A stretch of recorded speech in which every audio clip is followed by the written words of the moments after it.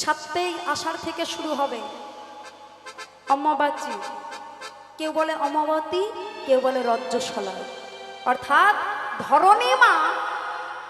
ধরণী মা হবে ঋতুবতী। কারণ আমরা ধরণী মাকে বলি মা, তাই না? আর মায়ের যত বাবা এই যে সকল কিছু হচ্ছে, আমরা যা হাতে আমরা আহার করছি সকল কিছু হয়, এটা হচ্ছেন ধরণী মাও কিন্তু ঋতুবতী হয়। এই 7, 8, 9, 10 তারিখ পর্যন্ত ধরণী মা ঋতুবতী থাকবেন। কামরূপ কামাখ্যাকে দেখবেন সেই মন্দির বাবা থাকে বদ্ধ, আর ধরণী মা আমার ঋতুবতী হয়। সেই নিয়মগুলো একটু মেনে চলতে হবে, তাই না আমাদের? তাই সামনে আসছেন অমাবস্যা, আপনারা সকলেই পালন করবেন। সেই রজ্জশলায় আপনারা সাবধানে থাকবেন। প্রেম সে বলুন নিতাই গৌর হরি হরি বল। মধুর রূপে ধরা পড়বে এই কথা চিন্তা করে আমার সুন্দরভাবে আমার রাধারানী বলছেন, কেন গেলাম আমি যমুনার জল। কিন্তু এটা তো জানে না ভগবানকে পেতে গেলে যে কষ্ট করতে হয়, তাই তো কষ্ট করেছিলেন। কে কষ্ট করেননি? যেই যেই ভগবানকে পেয়েছে তারাই ভগবানের জন্য কষ্ট করেছে। যেমন রামায়ণে যেমন রঘুবংশে যে ভগবান নিয়েছেন, সৃজন হয়েছেন, এমনি এমনি হয়েছে না। মহাভারতে এই কলিতে যেমন ভগবান কত কষ্ট করে করে ভক্তকে পরীক্ষা নিয়ে নিয়ে কত ভক্তের আকুলিত ব্যাকুলিত ডাকে যেমন এসেছেন, ঠিক এমন ভাবে ভগবান যতবার এসেছেন ভক্তকে ধরা দিয়েছেন, ততবার পরীক্ষা করে নিয়েছেন বাবা। একদিন রাঘব রাজা তিনি দান নিয়ে বসেছেন, দান সত্য নিয়ে বসেছেন। যে যে আসছেন, যা যা চাইছেন, রাজার ভাণ্ড থেকে তাই তাই দেওয়া হচ্ছে। এবার বৈষ্ণব কে গো? বৈষ্ণবের শিরোমণি যিনি কৈলাসপতি মহাদেব, তিনি ভাবছেন তুমি যে কত বড় দাতা হয়েছে একটু দেখা যাক,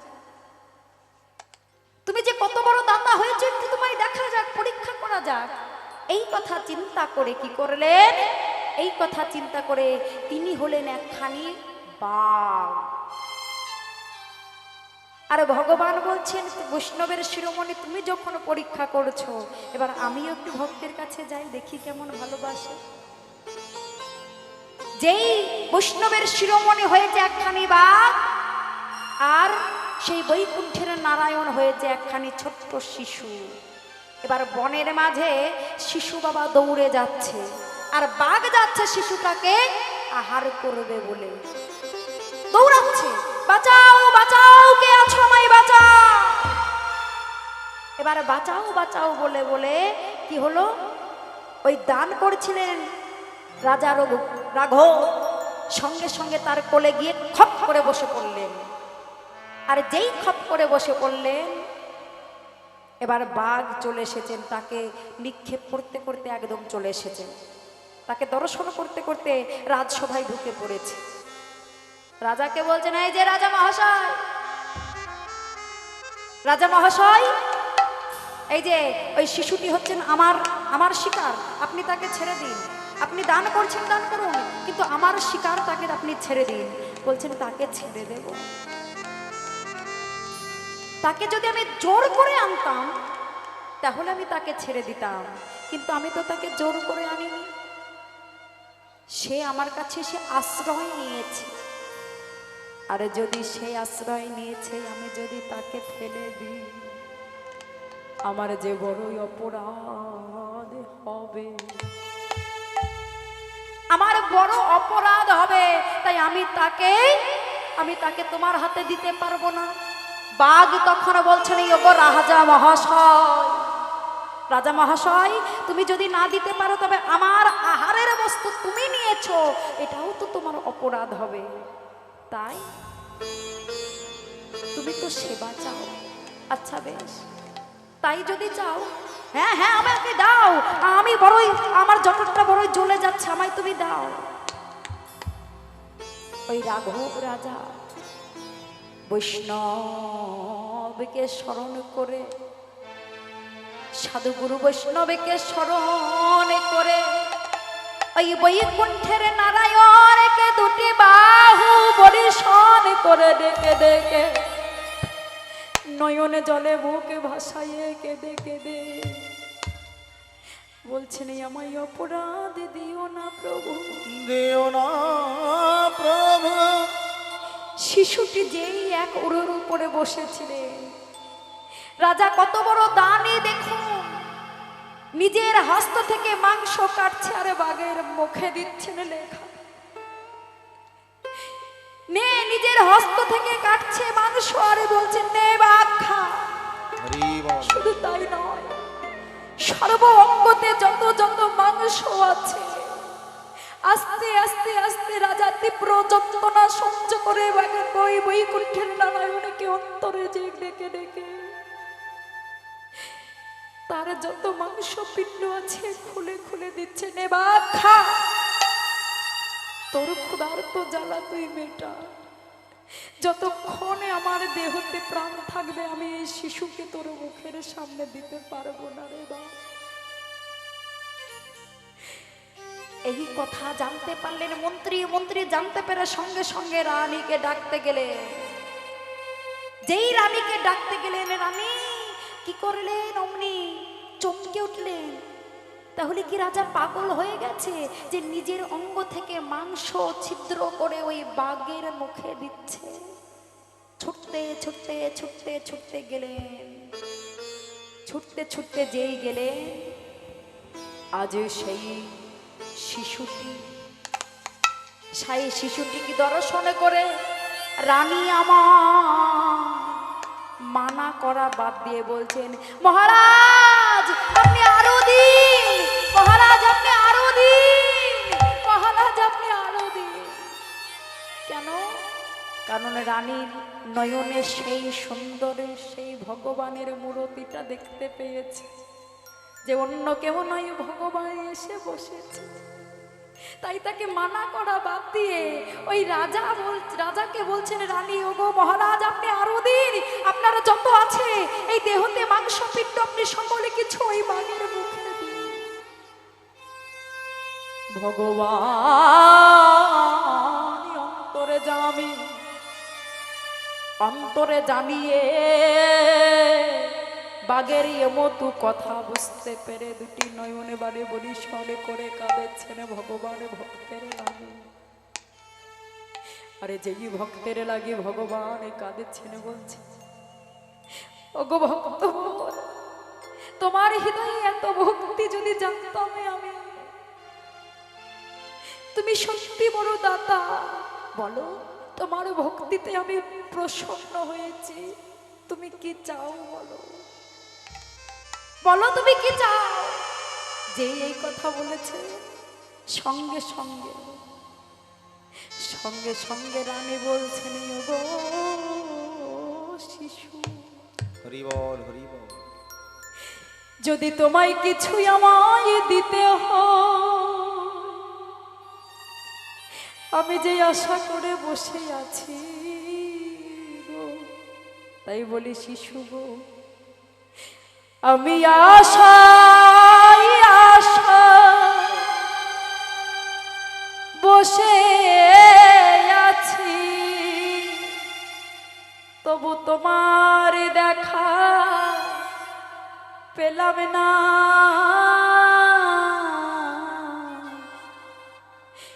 দিনই কবে হবে বলো, দিনই কবে হবে,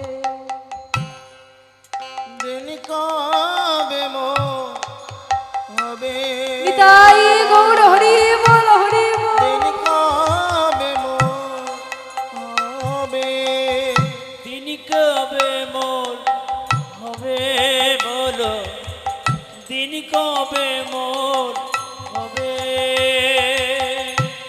আশা যাওয়া ভবে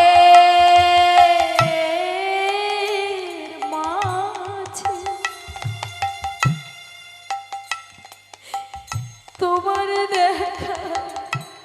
ছিলাম না, যা চাইব বলে ভেবেছিলাম তা চাওয়া হলো না। পার করো হে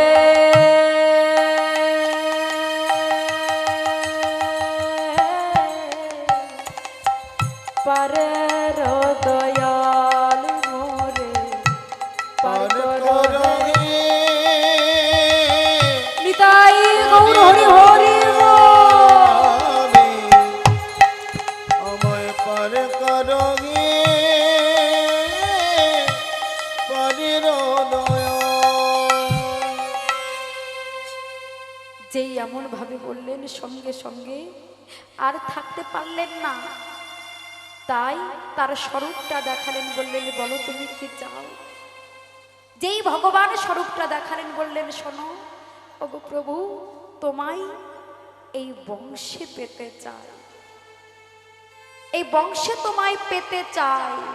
যেই এমন কথা বললেন সেই রঘু বংশে ভগবান রামচন্দ্র সৃজন হলেন। অযোধ্যা সেই রামচন্দ্র সেই রঘু বংশে জন্ম নিলেন দশরথের পুত্র রামচন্দ্র হয়ে। প্রেম সে বলো নিতাই গৌর হরি হরি। কেন? বড় ত্যাগ করেছিল বলে। তাই রাধারানী আমার বলছেন আমি কি বলবো বলবে। ওরে অল্প অল্প গয়াল পাবা সে মর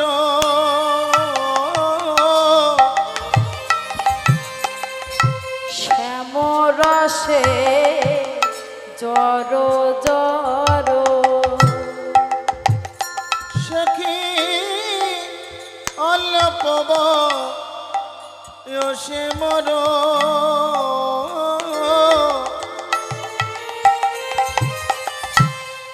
শ্যামরসে জর জর। বলি না জানি কি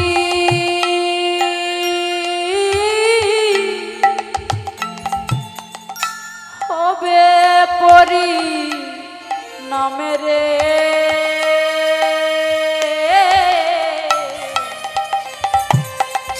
না জানি কি হবে পরি নামে। আমার না জানি কি হবে পরি নামে রে।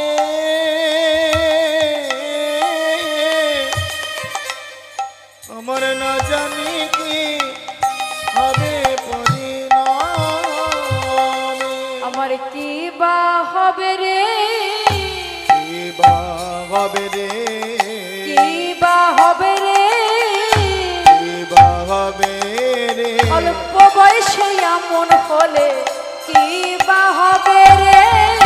এই বয়সে গায়ে হলো কি বা হবে রে। এই বয়সে বা হলো কি বা হবে রে। এই বয়সে গায়ে হলো কি বা হবে রে। ওরে এই বয়সে এমন হলো কি বা হবে রে। এই বয়সে গায়ে হলো ওরে ওরে ললিতা ওরে বিশাখা এই বয়সে তাই গৌর হরি এই বল। বয়সে গায়ে হলো ও ললিতা ও বিশাখা, এই বয়সে গায়ে হলো কি বা হবে রে। না জানে কি হবে পরি নামে রে। আমার না জানি কি হবে পরিণামে। জানিস আমার নিজের প্রতি খুব তিরস্কার হয়। আজ থেকে নয়, অল্প বয়স থেকে আমার মধুর সঙ্গে প্রীতি, সেই প্রীতির কথা কি বলবো। অল্প বয়সে মোর শ্যামরসে জর জর, না জানি কি হবে আমার এই পরিণাম। আমি এখনই যদি যদি এমন নয়ন হয় তাহলে আরো পরবর্তী দিনে কি হবে? তাই বলছে জানিস, আমার মনে হয় তাকে তাহলে দেখবো না। আমি কি করে জানিস নয়নটা মুদে থাকে, তবু আমার নিস্তার নাই। যদি নয়ন মুদে থাকি অন্তরে গোবিন্দ দেখি, আমি যদি নয়ন মুদে থাকি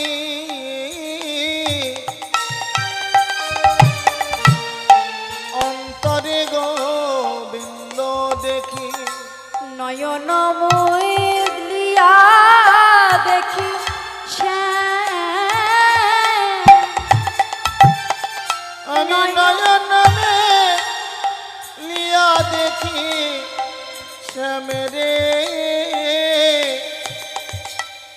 নয়ন মে লিয়া দেখি শ্যাম। শুধু তাই নয়, যখন এমন দেখি মনে হয় সেখানে থাকবো না, চলে যাব। আমি যদি যাই পথে, এত ভালোবাসে বধূ যাই আমার সাথে সাথে। আমি যদি চলি যাই পথে,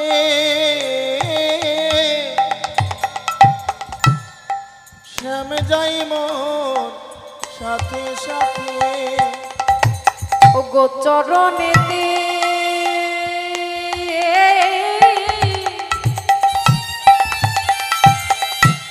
চরণ ঠেকিয়া রে, চরণেতে চরণ ঠেকিয়া। আমার চরণে চরণ ঠেকা ইয়ারে,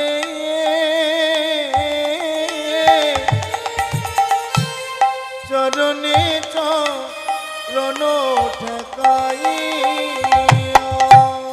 তাহলে আর কি বলবো বল?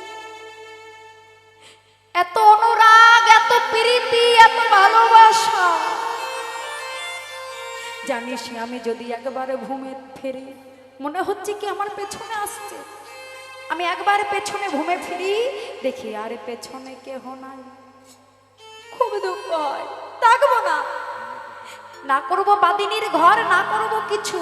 এমন কথা চিন্তা করে বলছে নাকি জানিস, আমি যোগিনী বেশ নিয়ে নেব, শ্রবণ কাণ্ডল দেব। সখী আমি যোগিনী গো ইয়া যাব,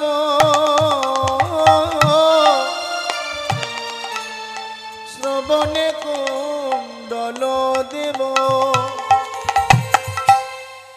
এছাড়া গৃহ পরি হরি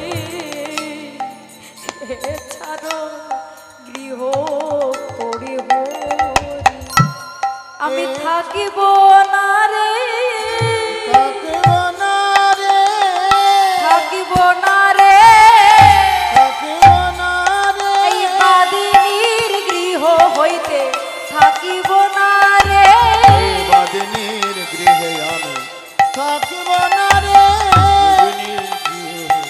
ও ললিতায় বিশাখা বাদিনীর ঘরে আমি গাই গৌর হরি হরি ললিতা অভিষেক, এই বাদিনীর ঘরে আমি ললিতা অভিষেক। আমি থাকিব না রে। বলছেন বাদিনীর ঘর হইতে আমি যোগিনী সাজ সেজে একটি কুণ্ডল নিয়ে গৃহ পরিহর করব, গৃহতে থাকব না। আর বদনে গাইব কৃষ্ণ নাম, আমার জীবনে যাবে সুখে। আমি কৃষ্ণ না লব মুখে, জীবন যাইবে সুখে। আমি কৃষ্ণ না লব মুখে, ওরে ললিতা থাকবো না। জনম যাইবে সুখে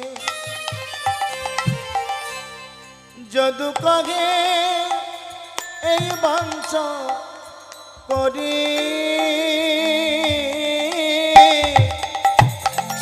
যদু কহে এই বাঞ্ছা করি, আর যদু কাগে এই বাঞ্ছা করি যদু কাগে এই বাঞ্ছা করি। কেন এই রূপ দেখলাম আমি? এই রূপ দেখলাম বলেই তো আমার এত আক্ষেপটা হলো, এত অনুরাগটা হলো।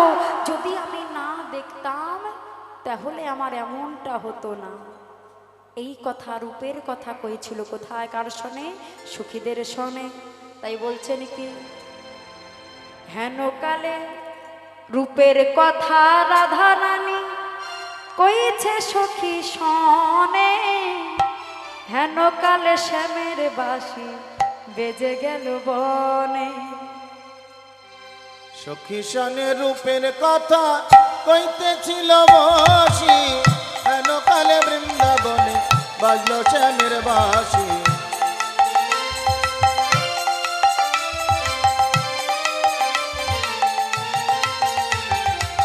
সখী সনে রূপের কথা কইতেছিল বসি, হেন কালে বৃন্দাবনে বাজলো শ্যামের বাঁশি।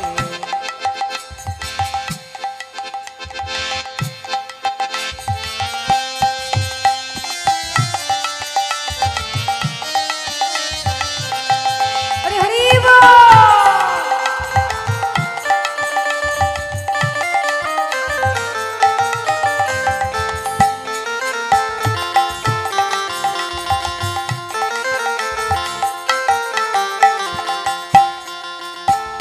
শ্যামের বাঁশি বেজে উঠিল, শ্যামের বাঁশি বেজে উঠিল, শ্যামের বাঁশি বেজে উঠিল, শ্যামের বাঁশি বেজে আজ উঠিল। সাজো সাজো সাজো বলে শ্যামের বাঁশি বেজে উঠিল। সাজো সাজো সাজো বলে শ্যামের বাঁশি বেজে উঠিল।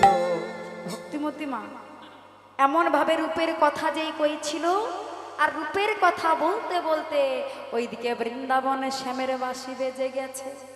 আর যেই বাঁশি বেজেছে বাবা, বাঁশি বাজলে কি আর থাকতে পারে গো? এই বৃন্দাবনেও যদি বাঁশি বাজে তোমরা থাকতে পারবে না। কারণ বাঁশি যে বাবা, এটা কিসের গান? এইটা এখানে কি করি আমরা? শুনি, সোনার কানে বাঁশি বাজে না। গোবিন্দের বাঁশির ধ্বনি যদি শুনতে হয় তবে আমাদের উপাসনা করতে হবে। প্রেম সে বলো নিতাই গৌর হরি হরি বল। এবারে যেই বাঁশির ধ্বনি বেজেছে অমনি সকলে সেজে উঠেছে।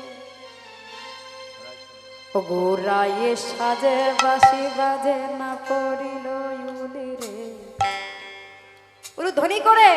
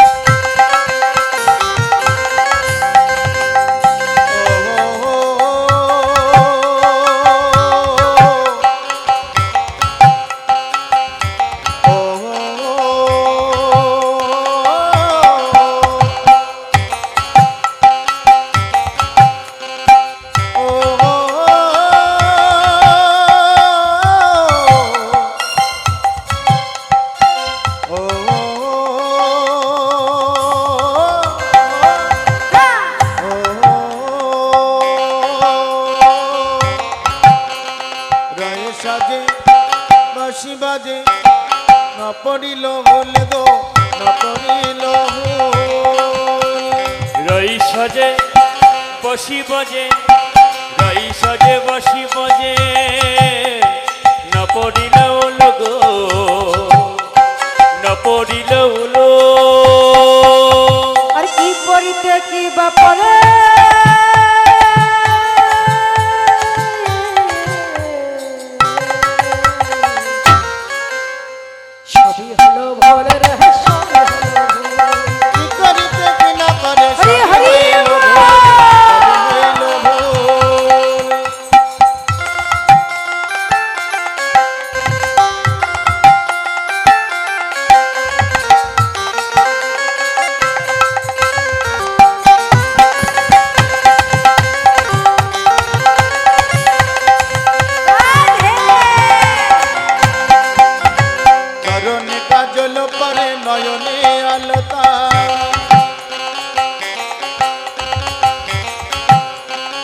পরনে কাজল পরে নয়নে আলতা গো নয়নে আলতা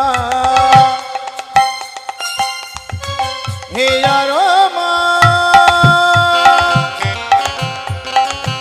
ঝাড়ে পরে রাধে বঙ্করাজের পাতা গো বঙ্করাজের পাতা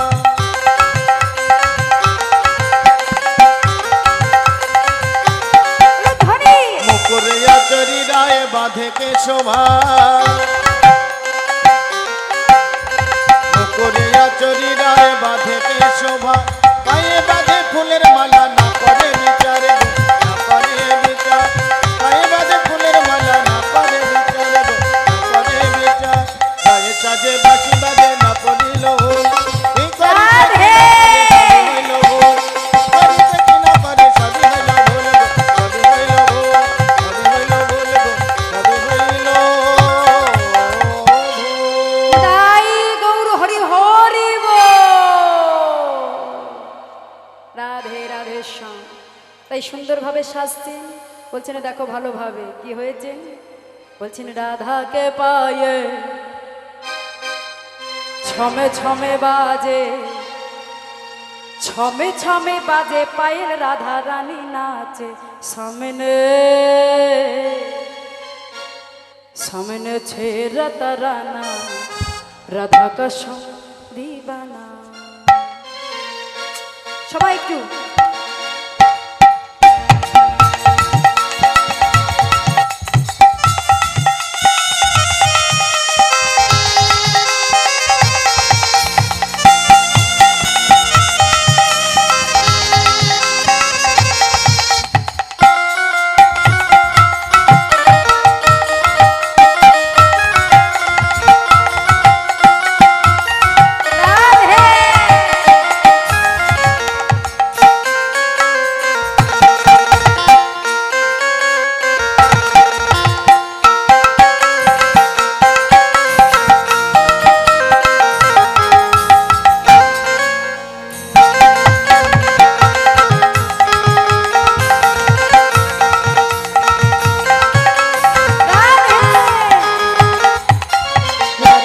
पायल छमे छमे बाजे छमे छमे बाजे पायल राधा रानी नाचे सामने